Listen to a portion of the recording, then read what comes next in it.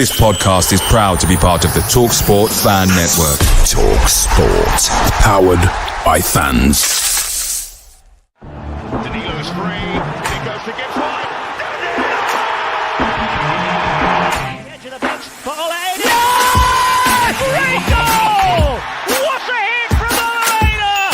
It's wide! They've only gone and done it again! Forest back in the lead. Rewarded Gibbs White. Oh, what he scores! And the City ground goes ballistic! Forest Premier League!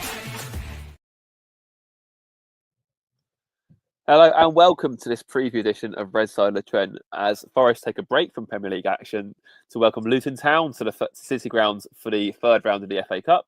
I'm like to be joined by Reiss and from Dave from When the Town podcast to preview the fixture. So firstly, Dave, thank you so much for joining us. Much appreciated. How are you?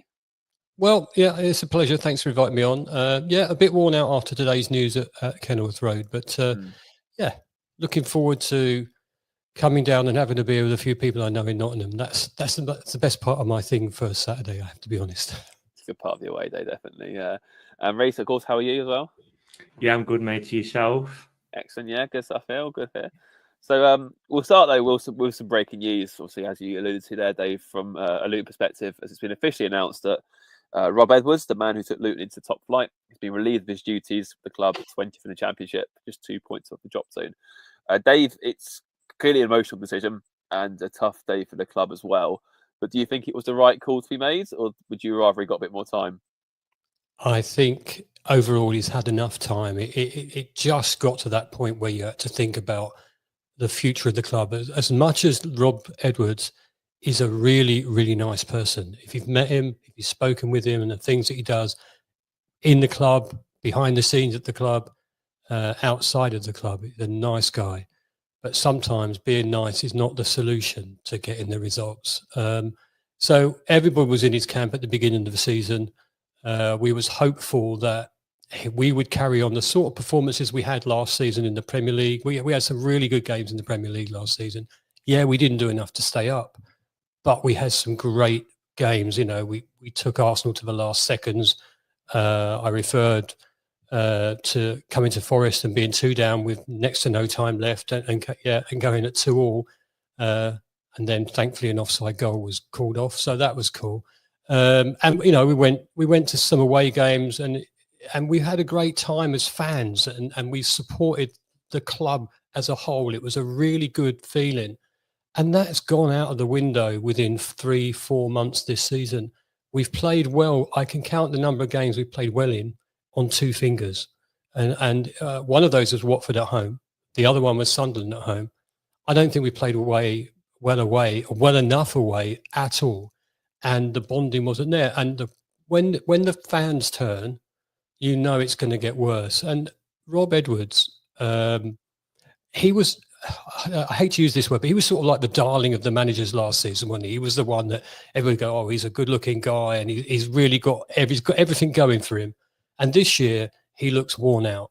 He looks absolutely shot. He looks worn out and he's not the same person. He needs a break. So, yeah, it was coming. Is it time? Other people would argue he should have gone 2 or 3 games ago, maybe before the last international break, when we lost to Middlesbrough. That would have been an ideal time.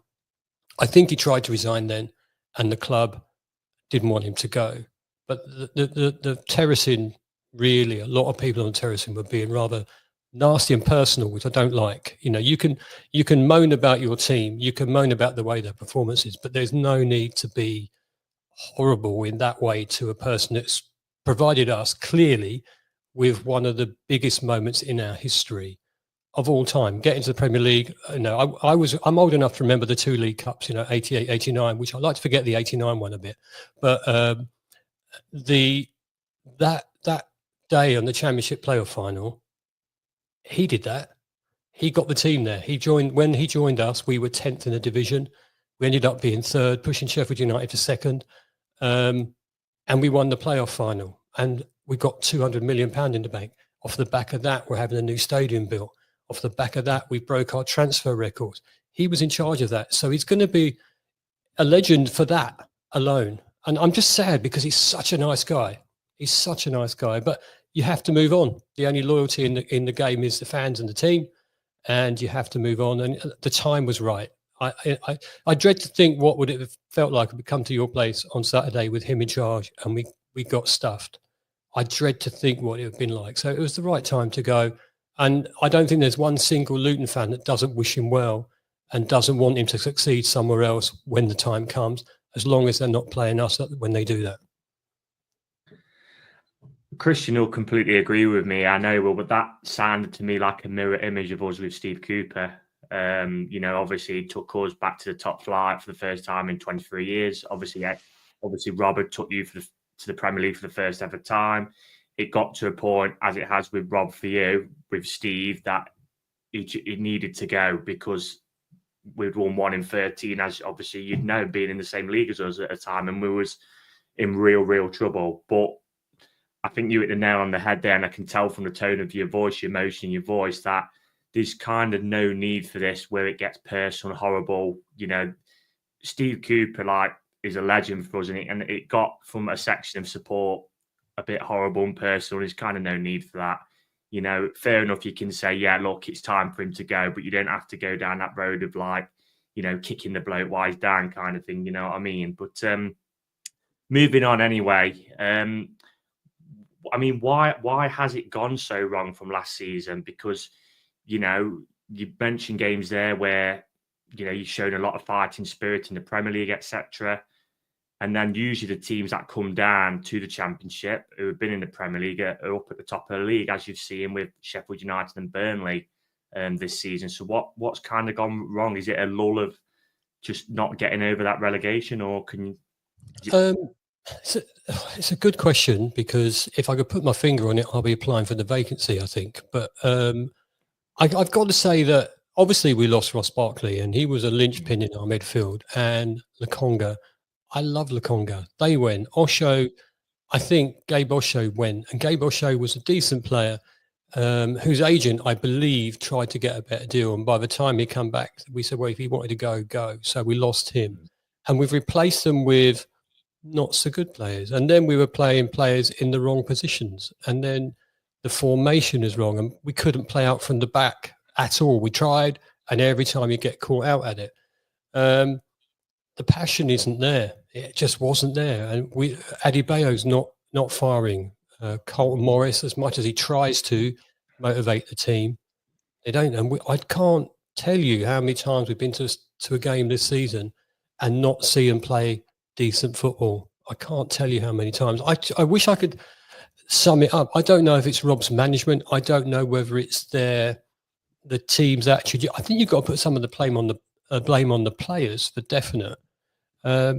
And it just hasn't clicked. They've tried different formations, but everybody's playing out of position. I don't want to go on about injuries, but we've had a few. But that shouldn't stop it. I mean, we had really no proper defenders one week. Most of them, the first teamers were sick. And we didn't do what we should have done pre-season in the transfer window. What we should have done was spent a little bit more money, a little bit more time getting some quality players in. If you're going to lose someone like Ross Barkley, for us, who was probably one of the best players I've seen play for Luton for a long time, you've got to replace him with someone a little bit more decent than the people they brought in. And that's how I look at it. Again, we broke our transfer record again. I know, for you guys, 5 million is not a lot of money, but for us, 5 million was a lot of money, and 10 million is even more. And we've got a guy in who performs okay some of the time, and some of the times he's not that good, so you're paying 10 million, you're getting cut price people. We can't afford to go out and pay the 30 millions or the 20 millions because we're not that sort of club. And I think that's what's gone wrong. So I don't think we prepared very well for the beginning of the season. I don't think we played very well pre-season. The season started poorly. I think we could have got a better result at Portsmouth, and it just went downhill from there. And it was like, we've done 10 straight away defeats, 10 in a row. That I've never seen that before. It's crazy. And then, you just don't feel like cheering them on, do you? When they're playing poorly. If you go to be entertained, right? I don't care if we lose, as long as we put up a good fight, as long as we we play some decent football, and you think, oh, you walk away from the stadium and go, oh, well, we gave that a real good go, but we didn't get anywhere near it in the end. You know, we lost 1-0, 3-0, but we was really in the game. Whereas I've walked away from home games and away games this season thinking, what the hell did I bother to go in for? It's not been good. With the exception of those two games I mentioned earlier, Watford and Sunderland, we have been poor all season. I think we're lucky to have the points that we do have, to be fair. Yeah, because it's obviously like you look at some of the squad who's still there. Obviously, you mentioned Morrison Adebayo. There was, you know, some of our fan base when you went down, it was like, I'd like to see them come to us. I mean, I didn't go with that view, but obviously each fan's got their own opinion. Is Chong still with you? Yeah, Chong's there. Chong has been played out of position. He was good last season, I thought, and obviously Kaminski's decent in goal. So you've got a few like who have been pretty decent in the Premier League to kind of fall back into the Championship. So it's a bit strange why it's gone so badly. Just before Christian comes back in, I'm sorry to do this to you, but we'll just talk about last season. Yeah, was like obviously us and you were in that relegation battle. Everton in the end pulled away because we lost to them, and then they beat Liverpool, and then it was kind of you and us. We were obviously us guys, especially waiting on what points deduction we get. Then there was an appeal. Did you guys ever believe you was going to stay up, or was it more hope and expectation, would you say? I would say hope and expectation. I would say that when we came to the Premier League, no one doubted what a big job it would be for a club our size to stay in it with the budget that we've used. However, of the 3 promoted teams, we were doing the best. And you suddenly start believing, especially when you talk about points deductions, I shouldn't say this, but you're praying that someone gets more than they deserve and it could keep us in. But we're our own worst enemies. We didn't see out the game against Liverpool last minute. We didn't see out the game at home to Arsenal where we lost last minute. We didn't get the luck of a draw in some decisions. You know, we all moan about VAR and penalty decisions, thinking that we don't get those. And we've sort of gone ahead and not won games. So it's our own fault, really. We just weren't good enough to stay up. And that's the disappointing thing with it. We just weren't good enough. Did we have hope? Yeah, there was times at which we thinking, you know, we were going to be a bit like Southampton this season. That's what they thought we'd be. They thought we would be beating Derby's points record by miles. Everybody thought Luton Town were the laughing stock of the division when they first come up, the ground, everything else about it. So you're happy to prove that wrong. We had our hopes up for a little bit, and then the realisation sticks in when you know you're going to lose against Liverpool, and you know you're going to lose against Manchester City, and you know you're going to lose against Arsenal away, and then you suddenly see your dreams frittering away after a bit. And, you know, the size just a little bit above us, who I'd said maybe we had a better chance of beating, we weren't good enough. And, you know, I went to Fulham and we could have done better there. We didn't win.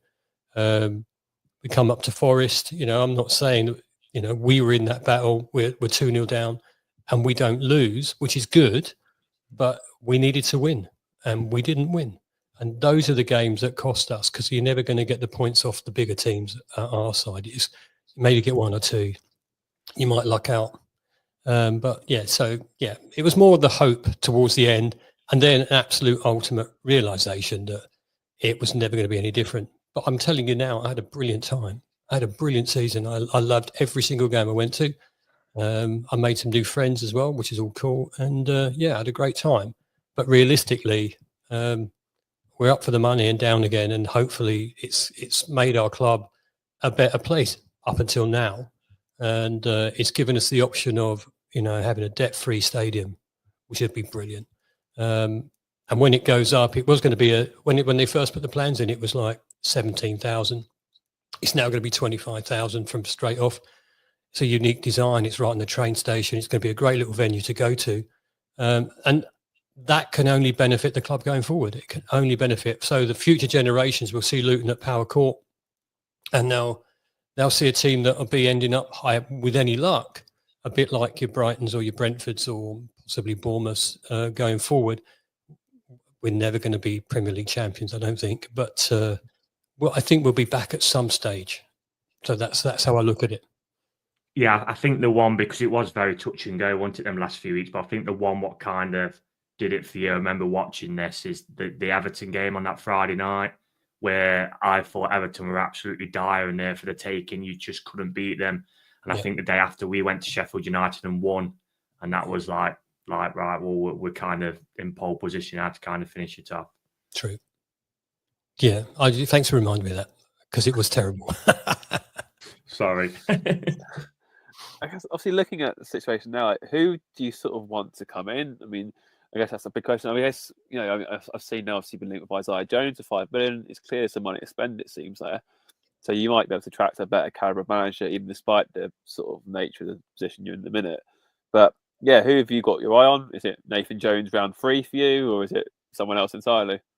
I will be very surprised if Nathan Jones came back. There's a big part of our structured supporters that wouldn't accept him. Although having said that, if he came back and got us promoted, then it'd be different. Well, I think top of the betting list to start with was Steve Cooper.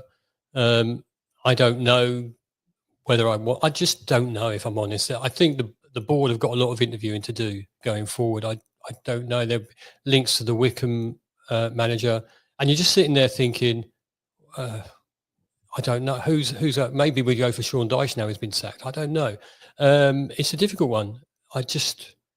What I think we need is someone more experienced than Rob Edwards was, more experienced that knows how to get us out of this situation. But if we're lucky enough to get promoted again, do a better job. And I'm not knocking Rob's job at all, but someone who's had that experience would be good.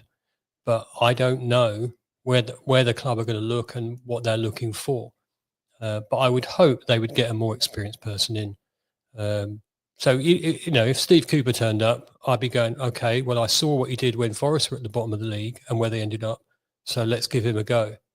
But I think they've also got to have the foresight to act earlier if it goes a bit wrong. So whoever's coming in has got a big job to do to get us firing. I mean, do you feel that this team has got enough to stay in the Championship, or are you kind of concerned about relegation? On paper, yeah, it's the strongest team we've probably had for a long time, money-wise, amount of money we've spent on them. Adebayo and Morris were knocking them in for fun in the Premier League. They're hardly getting anywhere near the target in the Championship. Are we in a relegation battle currently? Yeah, we are. We haven't played. It's not the fact that we're just not playing well. So yeah, we've got to be in a relegation battle. We've got a good few weeks coming up now where we can consolidate stuff. We shouldn't have lost to Queen's Park Rangers last week. If I know I shouldn't say this, but if there was VAR in that division, their first goal would have been ruled out, and the second goal was a lucky deflection. So I think it was unlucky, but then QPR could have scored 2-3 more from that. So we're just not defending very well. If the squad gets fit and the players that have been missing come back, I think we will survive. I don't think we're going to go down, but until we get a few more points, I am going to be a little bit worried about it. And we can't allow that to happen. We can't allow us to be relegated this season. Consolidate, and then next season push for it again. That's how I look. But if you get the right manager and you get a nice little run on, then you can push up the table quite quickly because it's really quite tight.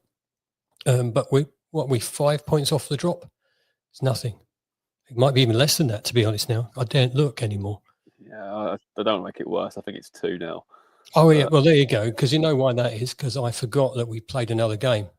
And it's just like crazy. It's crazy at the club to go from where we have been to where we are now. We're definitely in a relegation scrap.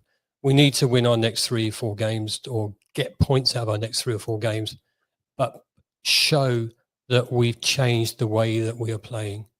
If you're ever going to play us, it's a great time. It's a great time for you guys. That's where the Forest PTSD kicks in, because it's never Reiss know exactly what it's like when it's always a winnable game allegedly on paper. But one of the main issues, I mean, aside from, I do wonder as well, obviously, one thing you didn't mention, it seems to be just a total lack of discipline. I mean, was it Liam Walsh getting sent off twice this season already? It's just ludicrous. You see those tackles? He was on the pitch, it's just one of them for ridiculous. about 14 seconds before he got sent off. It was crazy. And the second one, he was on for about 4 minutes. It was ridiculous. Ridiculous. 6 games out your season just for being like within 4 minutes of football. It just sounds, it's just ridiculous, isn't it? But I suppose obviously one of the main issues has been your away form, which you touched upon. Obviously, you've won 1 out of 13 and lost 11. You've mentioned obviously not playing well and just it not being a cohesive outfit. But what do you think has been the main issue on the road? Because it sounds like that's, you know, obviously we're very successful. Obviously, our first season up, it was bizarre. Like at home, Forest looked a very competent Premier League side, and away we looked like a Championship team in the cup. So, what's sort of been the main issue, do you reckon, on the road? Formations to start with, playing players in the wrong positions. You mentioned Chong earlier. Chong is not a right back, and Chong is not that tall. And Chong has been playing in the right back position and getting done at the back of the post more than once. Not controlling any midfield. And I think the other thing is that once you could physically see it. Like, just take, for instance, Middlesbrough away. We lost that by a lot of goals. However, for 20 minutes of that game, we were on top. We were playing quite well. We had the ball. They scored, and you could physically see their heads drop. You could physically see them go, oh, here we go again. And I think it's that. So I think attitudes are a little bit different in the squad at the moment than they were last season. You know, they're all Premier League boys last season, loving it, weren't they? It's a hard slog. And maybe the away teams have just found us out a bit. They found us out how to play against us. But when Rob was setting up the team, he's playing 3 at the back, and we're not doing very well. We're 3 at the back. Put 4 at the back. Play a standard formation. Stop trying to be Pep Guardiola's Manchester City playing out of the back 4 because they couldn't do it. All those sort of things are the bits that have let us down, but mostly attitudes, I think. So team selection, bit bizarre at times. Team positioning, bit bizarre at times. And then when you watch it, how can you be 2-0 up at Coventry and not win? You know, and as soon as Coventry scored their first, and we were playing well up to that point, by the way, as soon as Coventry scored their first goal, you physically knew we weren't going to win the game. You could see everybody's demeanour changed. And I think that was it. I think you've got that losing mentality now. And I think that's what's just dragged us down a bit more. And it's from the manager to the players, and then onto the terracing, because as soon as they get a little bit wound up, they let the vocal support lets them know. And I think I can only put it down to that, really. It's a difficult one, really difficult. And again, if I had all the answers, I would definitely be putting that application in. I wouldn't get the job. I'm too old. Oh, given the league situation, I mean, the cup must come as a bit of a nice distraction, I guess, boy. I mean, how much of a priority is it for you, or is it just kind of tomorrow?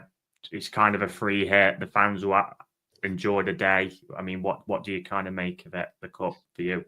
Well, the FA Cup traditionally for me used to be a game when the third round come around and we was automatically in it when we was in the old League Division 2 days. I thought any team could win the FA Cup. I thought, you know, Luton could give it a go. And you know what, this season is going to be our season, sort of thing. Now I know it's very rare for anyone out the top 4 to win the FA Cup. So that gives you a chance.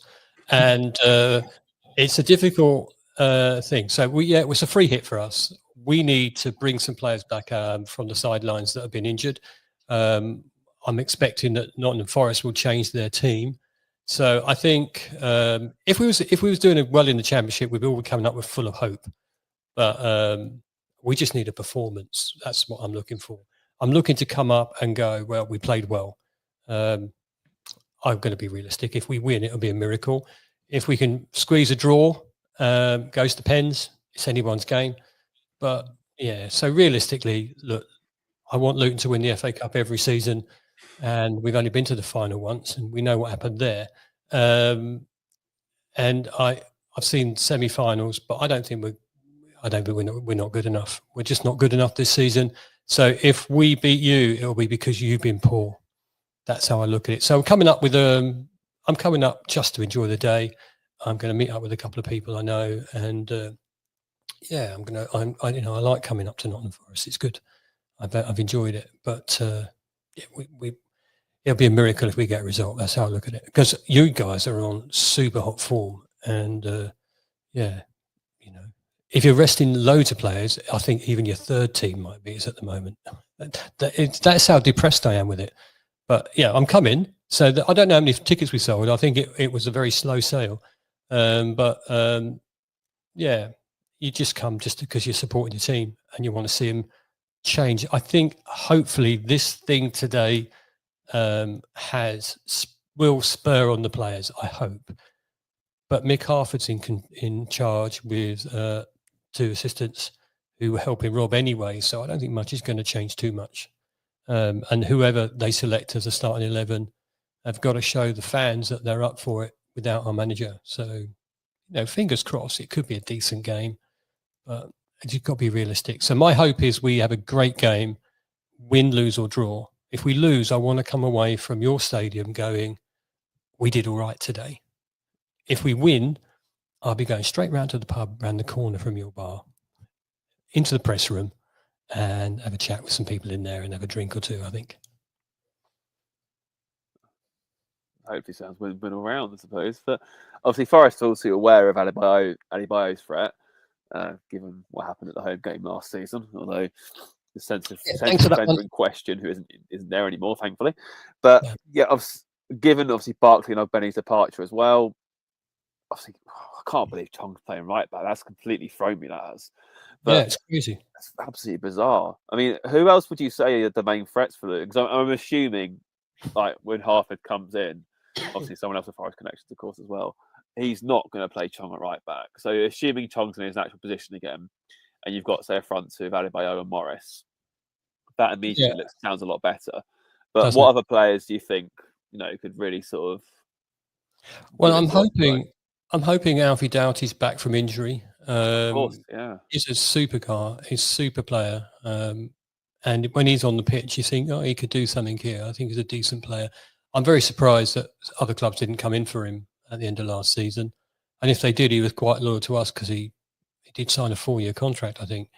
We've got a new guy, Zach Nelson, young lad. He's been playing super well. And he just wants to go for goal. So he might show a little bit of class.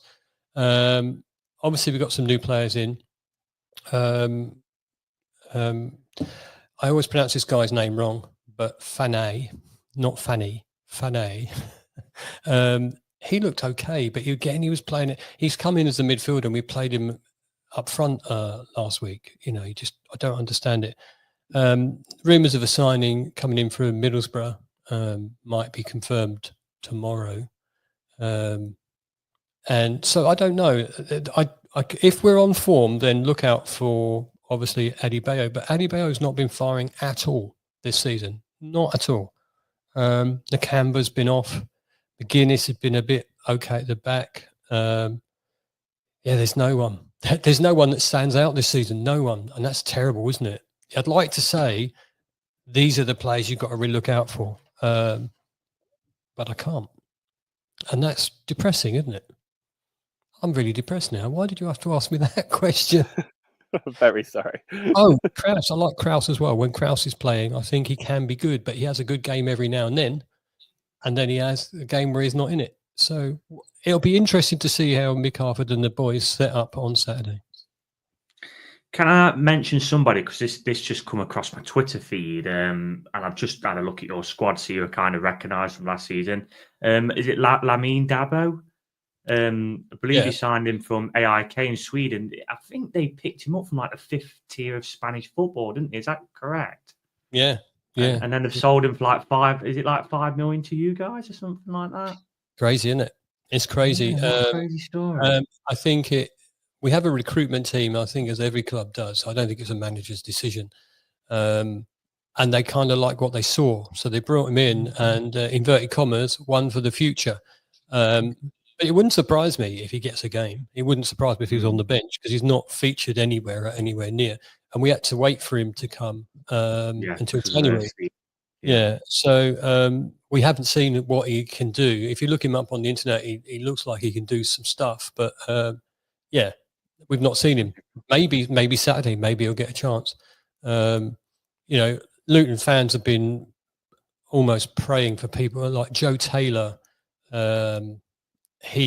Everybody thought he'd be the saviour at the front. but he's going to Huddersfield now, so he won't be out there. So it's again, I keep saying it's a difficult one. When you're this down about how your team are performing, it's rather harsh to just pick on one player and go, they've all been terrible in their own ways. They've all been terrible. So yeah, Dabo, maybe we'll see him. Maybe we won't. Yeah, because I'm just looking at the team he had before AI Ken. They were basically like a little island team on Mallorca in the fifth tier. So that's what a crazy. I think when you have a decent recruitment team, you know, occasionally you'll go somewhere like that and you'll find that little piece of absolute diamond player. And we've been a team in the past that would go down to the lower leagues. So when we was in League One and Championship, we'd go down to non-league almost and League Two to buy players. But we've got to put ourselves above that now if you want to progress. But the problem we have is that we don't want to spend the money. And I understand that because, you know, we've been on the brink of disaster. You know, expelled from the league. Let's drag that one up again. Expelled from the league because a previous owner was a complete idiot, and you know they were all taking their money out. They sold the stadium to the council, so we didn't own that. And now we've got this board of fans in control that really want the club to succeed and really want to do well. But they're very careful with what they spend, and I don't blame them because I don't want to be in the position again where I wonder if I'm going to have a football club to support anymore, and I'm not going up the road to support Milton Keynes. So at the end of the day, you know, that's what you hope for with your football club. So if they think this guy's good, maybe give him a go. If he's one for the future, maybe we have him for a couple of seasons and sell him on and make a profit. Who knows? I'd like to see him play first. I mean, what are you expecting from Forest on Saturday? I will tell you now, we as Forest fans are expecting to make, I'd imagine, probably 9 to 11 changes. It wouldn't surprise me if we change the whole team, to be honest.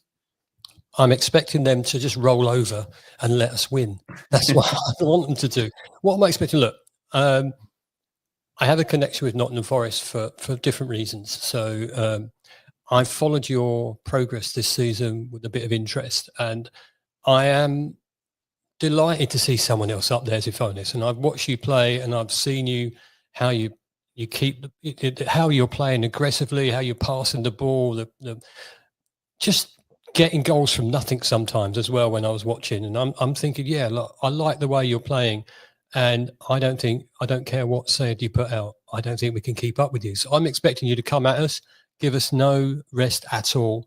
If we can just stay clear of conceding in the first half, might give us a bit more of a chance. We haven't created much from open play this season, so I'm expecting Forest to take advantage of that. I think we'll have next to no possession, which isn't a bad thing in some positions. But, you know, like last season we had, you know, the lowest possession in a game and still won. But this season we've had the lowest possession in a game and been nowhere near it. So, yeah, I'm thinking you guys can come all out. And you know what, though? If you're changing your whole team, that gives your secondary players a real good go at showing the manager that actually I should be in the first team. So it might have totally the opposite effect than you think they might have. So look, it's professional football. So it's not going to be as easy as that, hopefully. But I can't see it being anything else than a Nottingham Forest win at the moment. And that's what worries me. That worries me. I think what worries me is the sort of I alluded to earlier, the Forest PTSD. It has all the hallmarks of a cup upset. Like, Yeah, you know, you've got a team who have won one away game all season and like lost an obscene amount in a row, whatever. You've got a team flying high in the top flight, sort of thing. It just feels like the script's already been written. Like it'll probably like go off Morris's arse and you'll win 1-0 or something, and then go on like a 15-game winning streak and gate crash the playoffs or something. Like, yeah, well, I hope you're right. I genuinely hope you're right because I hope I'm not. I said on our last podcast, I said, I don't care if it's a 96th minute and it comes off Morris's backside and goes in. I don't care if it's a terrible game. If that happens, you break that duck of 10 in a row away. But I'd rather win the next away league game than this game. But this game could lead for that. You're right. If we can get a performance and a result, then that would only boost the squad. But I'm going to be realistic. You've got to be realistic. the form that Nottingham Forest are in right now and the form that we're in right now, you can't say anything more than a Nottingham Forest win. And if we get a win, it will be because we lucked out somewhere or you've had a bad day. That's how I look at it. It won't be us taking the game to you. We might in the first 10 minutes and then you'll settle down and then you'll grind it in. And so I would say it would be very unlucky for you guys if we won. I just can't see that result. And I am passionate about Luton, by the way. I just can't see that result coming. But I'll take it if it does. And you're right. If it comes off Morris's backside in the 93rd minute, is it VAR, by the way? I can't remember if there's VAR. No VAR, no. And none? Sure. No. Oh, damn. So, yeah, VAR was intervene and said it's a goal. That'd be brilliant, but there we go. Yeah. You're right, though, because then we become giant killers, don't we, again, because you guys are going so well. Match the cup and all that. But, yeah, I mean, what is your predicted team for Saturday before we let you go? It's honestly, we just don't know. I would suggest that we're going to play quite a strong team. I would suggest that given the matter of Rob Edwards leaving, I mean, Kaminsky will start, McGuinness will start, Bell will start, maybe Holmes will start. I'd be very surprised if it's not Morris and Adebayo up front, Nakamba probably, and then you can pick anyone from anywhere from after that. I hope Alfie Dowd is back. If Alfie Dowd is on the bench, he'll come on at some point. But it's Kraus might play. I have no idea. I have no idea what team we're going to put out. I'd like to think we put our strongest team out. I'd like to think we need to make sure that they play well because we've got an important games coming up, haven't we, in the league? So get them out there, get them in a winning mentality, get them to the position where they want to play. That's what I'd say. But I can't think of any fringe players, apart from maybe, like we say, maybe they'll give Dabo a game. Maybe Fane might come in and play in his right position and play really well. Maybe if they sign him in time, your man who's going to join us from Middlesbrough. So we'll see. But then, we've got more crucial games after that. Preston, Oxford, Millwall, Sheffield Wednesday. We need to get points out of them more than we want to win the FA Cup. No good winning the FA Cup and get relegated, is it? Well, unless you're Wigan, they did it. Wigan, yeah. No, but how brilliant was that? It was, as a fan perspective, it is. Doesn't happen often, does it these days? You don't get the underdog winning, and it's everybody bigs up Manchester City. Good on them for what they've done with all that money, of course. But when they're in the final, I'm not tuning into it. I'm not bothered if they win it or not. I'm not bothered. If you get an underdog in, like when Hull played Arsenal or Wigan when they won it and things like that, that happens very rarely these days. Just finally, and Dave, before we let you go, just a predicted scoreline if you can give us one. Right, okay. Do you want me to head first? Right, head says that... Yeah, do a head and a heart. Yeah, okay. Heart would say 1-1, we win on penalties. There you go, that's my heart, right? And that's my dreaming heart. But realistically, if we lose 3-1, I think we'll lose 3-1. And the one will be lucky if we get that. God, what am I saying? You never know. It's cup football ultimately. But yeah, massive thank you for coming on, Dave. I really appreciate your time. And thank you. Obviously, wish you all the best of luck for the rest of the season. Thank you. Yeah, and if you want to see where we talk about the game afterwards, it's on YouTube over in the town. If you come on, we'll be having a chat about how the day went. And you can either see me crying in my beer or just saying, I had this conversation with this podcast from Nottingham Forest. I predict we win. Oh dear. No, massive thank you again. Really appreciate it. Massive thank you to Dave again. So, Reiss, obviously, we've got to look at who Forest might play. And like you said earlier on, I'm expecting 11 changes personally. I think it'll be a whole thing. As I said on the Wolves recap, I reckon we'll have probably Miguel in goal. I reckon a lot depends on Mamadele, really, whether he's going to go out on loan or not. But obviously, but then again, would it really matter too much with Championship teams? Like, they're not likely to get beyond I say there's playing one who might beat us, but realistically, say he goes to Leeds, their priority is not going to be the FA Cup, is it? Well, I don't think it matters too much if he plays. But let's assume that we're wrapping him in cotton wool to make sure he's not injured. You're looking at a back three of what? Bolly, Abbott, and Morato, I'd say. Then you've got Moreira, Ward-Prowse, Yates, depending on what happens with Moreno's contract, by the sounds of things, and Toffolo at left back. And then that front three of Jota, Taiwo, and Sosa. And of course, the good news being that we found today, Danilo will be on the bench, which is amazing news to recover so quickly from such an awful injury as well. It would be great. Even if he gets on for like 10 minutes, that would be fantastic. But what do you reckon, team-wise? Obviously, I've spoke to a couple of fans on Twitter about the three at the back, and that the good thing about the three at the back is that it does allow you to be obviously the wing backs with attacking, and also it allows us to rest a number 10. So you need a number 10, in there. I would prefer, as I think, to start with the 4. I think most positions are probably nailed on of who's going to be. It's going to be Miguel in goal, I'd imagine. I mean, Moreira's going to be at right back, you think. Bolly and Morato probably the centre halves. I mean, Omar Badadelli, I guess with him, is a possibility he could get injured. Being one, and obviously we don't want that to, if the club have decided to sell him, obviously let that hamper a move. I mean, Leeds are the main target. They've got Harrogate at home in the third round, so you'd expect them to get through. I mean, Moreno, I'd expect Moreno to start. Personally, I think he'll see out the season. I'd be very surprised if that gets cut short, because we've said this on the pod before. If Nico Williams, as good as he's playing, gets an injury at the minute, it's going to be back in. So it's it's a squad game.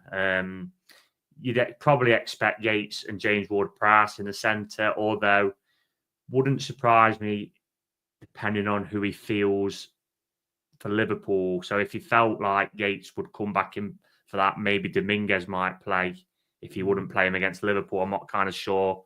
The Liverpool team is going to be quite interesting. I mean, and then obviously it's going to be Jota on the right and Sousa on the left.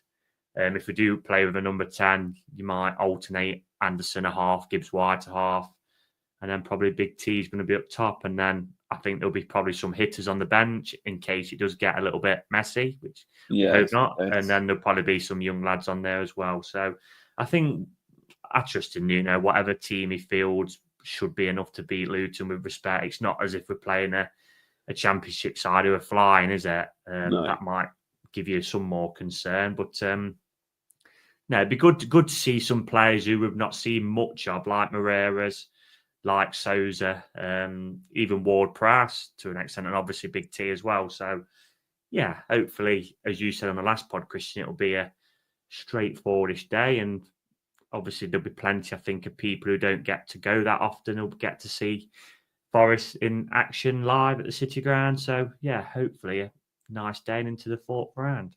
Yeah, we've got a plan anyway. Hopefully, the dream is for me is to get an away game at a place I've not been to. That'd be nice. Or I think Gillingham are out of the cup now, so I'll do that with a local. There was plenty in the 3rd round what I was looking at, but obviously I see we come out home first, and I think once you come out at home, you're like, right, just give us kind of anybody from the lower leagues, really. Yeah, you never want to. Like I said before, if I was like in charge of football, there'd be a lot of things. God, that'd be an interesting conversation. But one of the things I would do was I'd ban all same league ties for the first, at least the first rounds. It's just so boring, isn't it? There's nothing worse, is that you get all hyped up for the cup, and then you draw, say, oh God, I don't know. Let's say it was like we had. We drew Newcastle, didn't we, in the League Cup? Yeah, I just don't want it. Like, do you remember as well when we were in like Championship, you got Wigan or like Preston, or it's like, the one that springs to mind is after we beat Arsenal, and then we got Hull away and lost. And lost. Yeah. So so you'd prefer like a Copa del Rey kind of format then? Yeah, I think as well, it gives you, if you're not in the top flight, it guarantees you a decent tie as well, I think, or a better chance of having a decent tie. Like, let's say, for example, like your Marines and Tamworth, for example. Okay, they've lucked out and got Spurs, whatever else. But I remember when Dover got to the 3rd round and got Huddersfield, for example. Like, and it's, I think they were League One then as well, Huddersfield. So it's not, you can't, if you're a non-league team getting into the third round, you want a big boy, you want a Premier League team. Even if you get smacked, it's just the revenue you get from it, the exposure, the experience, the chance to play against these players that you watch on TV every day. Like it, yeah, I just think that it just gives it a bit more shine rather than, oh yeah, congratulations, you made a third round, here's Stevenage away. And it's like, well, cup dream's over, and we've got out like watching it go to Steve Evans. I guess the positive for us, if we want to go far in this FA Cup, is that teams who maybe want to win it with us, if we can put ourselves in that conversation. Obviously, you've got Arsenal, Man U playing each other, so one of them will be out. I'm sure. I think West Ham and Villa are playing one another, so one of them will be out. So I guess that's a positive for us. 40-1 we are to win the FA Cup. Oh, interesting. Yeah. But yeah, anyway, thank you all for joining us.